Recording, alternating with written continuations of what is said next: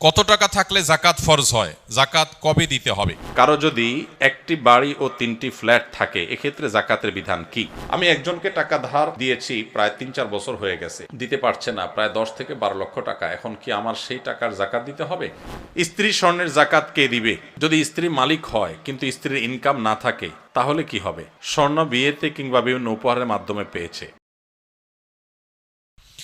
জাকাত কত টাকা হলে ফরজ হয়? এর উত্তর হলো, কেউ যদি 52.5 ভরি রূপা, এটা অথবা রূপার সমমূল্যের সম্পদ, নগদ অর্থ, ব্যাংক ব্যালেন্স অথবা ব্যবসার মাল, যে পণ্য কেনা হয়েছে বিক্রির জন্য, এরকম কোনো মাল যার কাছে আছে যেটার মূল্য দাঁড়ায় 52.5 ভরির সমান, এইরকম সম্পদের মালিক যদি কেউ হয় এবং সে সম্পদ তার কাছে 1 বছর থাকে, তাহলে 1 বছর পর ওই সম্পদের বাজার মূল্য হিসেব করে 1 বছর পর 2.5% জাকাত দিতে হবে, অর্থাৎ লাখে 2,500 টাকা। এভাবে হিসাব করে তাকে জাকাত দিতে হবে। বর্তমানে রূপার যে বাজার দর, সেটা হিসাব করলে প্রায় 2.25 লাখ টাকার কাছাকাছি হয় 52.5 ভরি রূপার দাম। এটা ভ্যারি করে, উঠানামা করে। একেবারে খুব রিসেন্ট, যে এখন 2026-এর ফেব্রুয়ারি মাস চলছে, এই সময়টাতে রূপার যে বাজার দর আছে সেটা হিসাব করে দেখা গেছে যে 2.25 লাখ টাকার কাছাকাছি। এক্সাক্ট আপনি যখন দিবেন রূপার দরটা জেনে নিয়ে যে 52.5 ভরি বা 52.5 তোলা রূপার দাম কত, সেটা হিসাব করে যদি দেখেন যে এটা আপনার সম্পদ এই পরিমাণ হয়ে গেছে, তাহলে সবটুকুর জাকাত দিতে হবে। এমন না যে এর অতিরিক্তটা জাকাত, বরং সবটুকুর জাকাত দিতে হবে।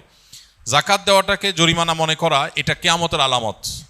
সহিহ বুখারীতে আসছে, নবী সাল্লাল্লাহু আলাইহি ওয়াসাল্লাম বলেছেন, একটা সময় আসবে মানুষ যখন জাকাত দেওয়াটাকে তার জন্য অর্থদণ্ডের মতো বিষয় মনে করবে, জরিমানার মতো বিষয় মনে করবে। এটা ভুল ধারণা আমাদের সমাজে। কারণ আমরা মনে করি যে জাকাত দিলে বোধহয় লস হয়ে যায়, কমে যায়। বরং জাকাত দিলে এটা তো আমার আখিরাতের অ্যাকাউন্টে জমা হয়ে গেল, এটা বরং আমার স্থায়ী হয়ে গেল, নিশ্চিত হয়ে গেল, বাকিগুলোর গ্যারান্টি নেই। এই জন্য জাকাত দিতে পারাটা সৌভাগ্যের বিষয়। আর জাকাত কখন ফরজ হয়? এর উত্তর হলো যে জাকাত ফরজ হয় প্রত্যেকটা ব্যক্তির অর্থ বছরের আলোকে। সবার অর্থ বছর একরকম নাও হতে পারে। ধরুন আমি জিলহজের 1ম তারিখে জাকাত দেওয়ার মতো সম্পদের মালিক হয়েছি, তাহলে পরবর্তী বছর জিলহজের 1ম তারিখে আমার জাকাত আসবে। কেউ যদি মুহররম মাসে জাকাত দেওয়ার মতো সম্পদের মালিক হয়ে থাকে, তাহলে 1 বছর পর মুহররম মাসে তার জাকাত তার উপরে বর্তাবে। তো জাকাত বর্ষ এটা নির্ভর করে ব্যক্তি কখন সম্পদের মালিকানা আসছে তার উপরে। এখন কেউ যদি জাকাত দেওয়ার সুবিধার্থে, হিসাব করার সুবিধার্থে সে যদি একটু আগে দিয়ে দেয়, ধরা যাক যে আমার জিলহজে আসে, আমি রমজানে দিয়ে দিলাম হিসাব করে, কোনো অসুবিধা নেই, জাকাত অগ্রিম দেওয়া যায়, যে প্রতি বছর আমি রমজানে দিলাম, সমস্যা নেই। আমাদের সমাজে অনেকে মনে করেন রমজান মাসেই জাকাত দিতে হয়, জাকাত রমজান মাসেই শুধু দিতে হয়, এমন কোনো কথা নেই। তবে এটা ঠিক, রমজান মাস আমলের মাস, সওয়াবের মাস, এ মাসে আমরা বেশি বেশি সওয়াব হাসিল করার চেষ্টা করব ইনশাআল্লাহ বিইذনিল্লাহ। সেই জায়গা থেকে আমরা নফল দান, অন্যান্য সাদাকা করব এবং বিশেষভাবে যদি জাকাত দেওয়ার চেষ্টা করি ইনশাআল্লাহ, সেটাও আল্লাহ তাআলার কাছে আমরা বিশেষ আজরের আশা করতে পারি। স্ত্রী স্বর্ণের জাকাত কে দিবে? যদি স্ত্রী মালিক হয় কিন্তু স্ত্রীর ইনকাম না থাকে, তাহলে কি হবে? স্বর্ণ বিয়েতে কিংবা বিভিন্ন উপহারের মাধ্যমে পেয়েছে। স্ত্রীর স্বর্ণ গহনার মালিক কে? আগে সেটার উত্তর দেন। বইয়ের স্বর্ণের মালিক কে? কে বলতেছে? স্বামী? চাচা আপনি? আপনি চাচির সারা জীবন স্বর্ণ দিয়ে কাম করছেন? লা হাওলা ওয়ালা কুওয়াতা ইল্লা বিল্লাহ। এটা একটা কাজ করলেন চাচা?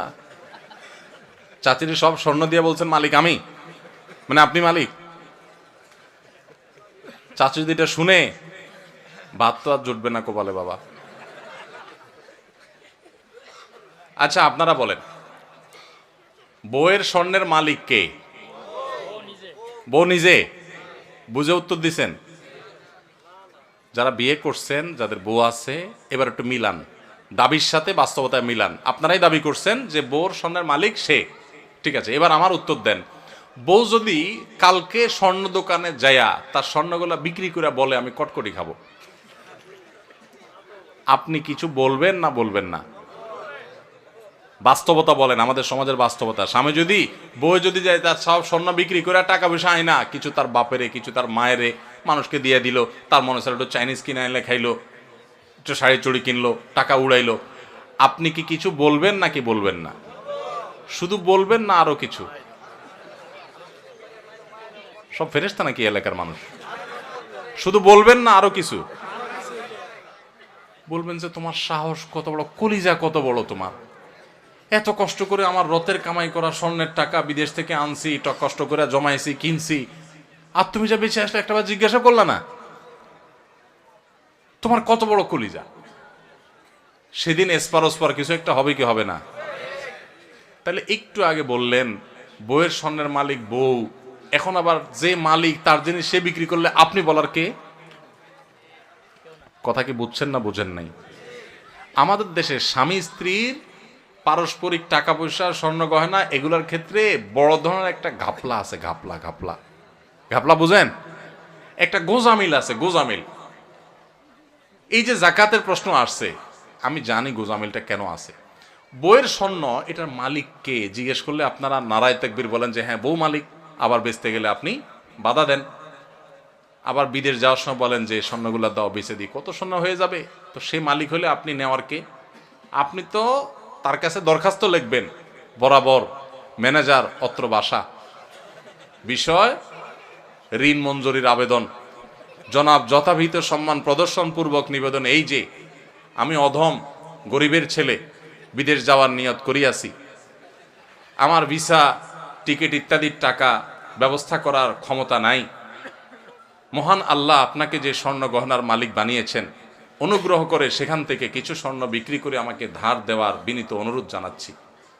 আমি যথাসময়ে আপনার ঋণ পরিশোধ করিব। আমার ঋণ সুদমুক্ত ঋণ মঞ্জুর করিয়া আপনি বাধিত করবেন, বিনীত আপনার অধম স্বামী। আপনি তো এরকম দরখাস্ত লিখবেন, না লেখা তার স্বর্ণ নিয়ে বেঁচে চলে আসতেছেন। তাহলে বোঝা গেল মুখে বলতেছেন সে মালিক, বাস্তবে কিন্তু আপনার আচরণ দ্বারা প্রমাণ করতেছেন সে মালিক না, তাকে আপনি জাস্ট দিছেন, মনে চাইলে নিয়ে যাচ্ছেন। স্বামী স্ত্রীর অ্যাকাউন্ট একেবারে পরিষ্কার হতে হবে।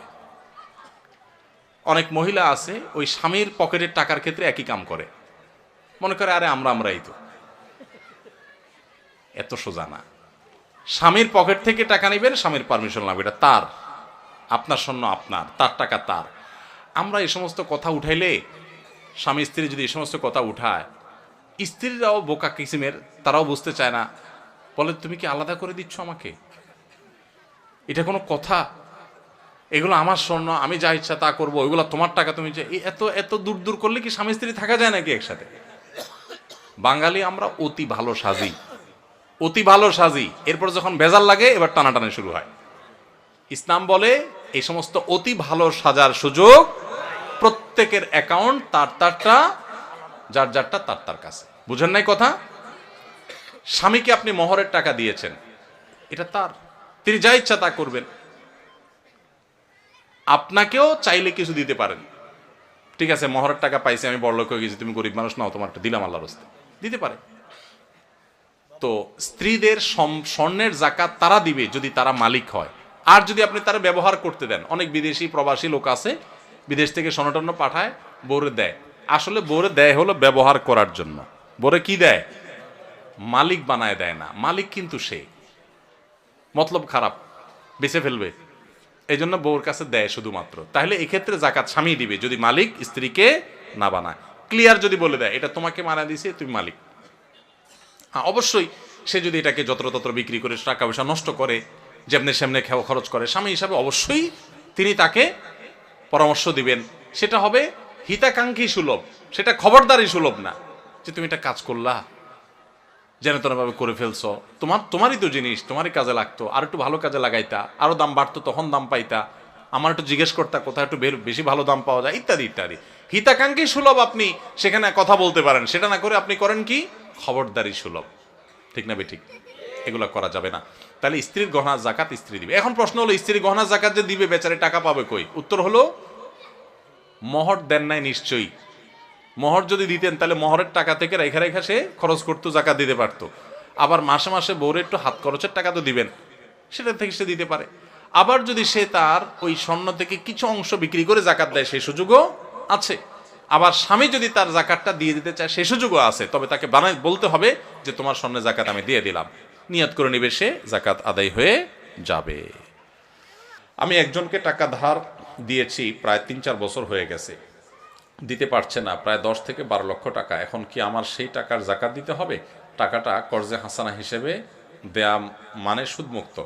যদি আপনি কাউকে টাকা ধার দেন, সেই টাকা যদি সে আর না দেয় এবং দেওয়ার কোনো সম্ভাবনাও না থাকে, তাহলে ওই টাকার জাকাত দিতে হবে না, কারণ সেই টাকা দিচ্ছেই না এবং একরকম টাকার আশা ছেড়ে দিয়েছেন আপনি, তাহলে ওই টাকার জাকাত দিতে হবে না। যদি কোনো কালে আপনি পান, তাহলে সেক্ষেত্রে আপনাকে কি করতে হবে? জাকাত দিতে হবে, আর না পেলে নাই। কারো যদি একটি বাড়ি ও 3টি ফ্ল্যাট থাকে, এক্ষেত্রে জাকাতের বিধান কি? বাড়ি কিংবা ফ্ল্যাট এটার ভাড়া দিয়া তার সংসার চলে, এরকম যদি হয়, তাহলে সেক্ষেত্রে তার ওই বাড়ি বা ফ্ল্যাটের মূল্যের উপরে জাকাত আসবে না। কিন্তু ফ্ল্যাট বা বাড়ির যে ভাড়াগুলো উঠে, এগুলো থেকে তার সংসার খরচ হওয়ার পরে যদি জমে, এই জমানো টাকার উপরে কি আসবে? জাকাত আসবে। তাহলে মূল বাড়ি বা ফ্ল্যাটের যে দাম, ওইটার উপরে জাকাত আসবে।